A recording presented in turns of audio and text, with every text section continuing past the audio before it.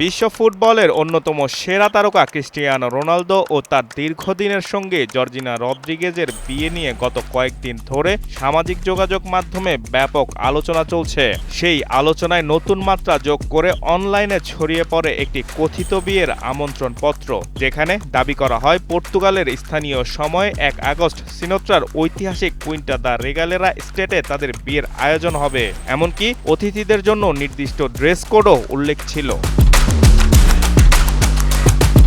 Portuguese television অনুষ্ঠান V+ ফার্মাতেও সেই আমন্ত্রণপত্র দেখানো হলে বিষয়টি আরও আলোচনায় আসে। তবে অল্প সময়ের মধ্যে রোনালদোর পরিবার এবং স্প্যানিশ ম্যাগাজিন হোলা জানায় ওই সপ্তাহে বিয়ের খবর সম্পূর্ণ গুজব। পরে আমন্ত্রণপত্রে একাধিক ভুলও ধরা পড়ে। কোথাও অনুষ্ঠানের সময় দুপুর ২টা, আবার কোথাও বিকেল ৫টা উল্লেখ ছিল।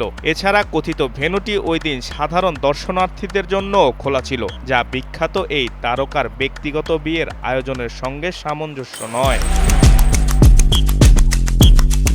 এদিকে সম্ভাব্য অতিথি তালিকায় Vinicius Junior, Kylian Mbappe, Hollywood অভিনেতা ফিন ডিজল, স্প্যানিশ অভিনেত্রী Esther Exposito, Rihanna, Jennifer Lopez, Drake ও ট্রাভিস স্কটের নাম থাকলেও পর্তুগাল জাতীয় দলের সতীর্থদের নাম না থাকায় নতুন বিতর্কের সৃষ্টি হয়। পরে নিশ্চিত হয় পুরো আমন্ত্রণ পত্রটিই ছিল ভুয়া।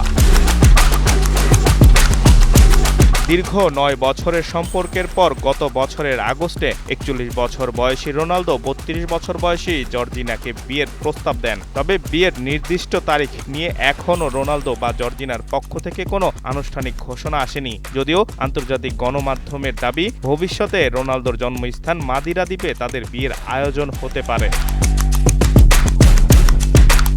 Rakib Hasan, Times today.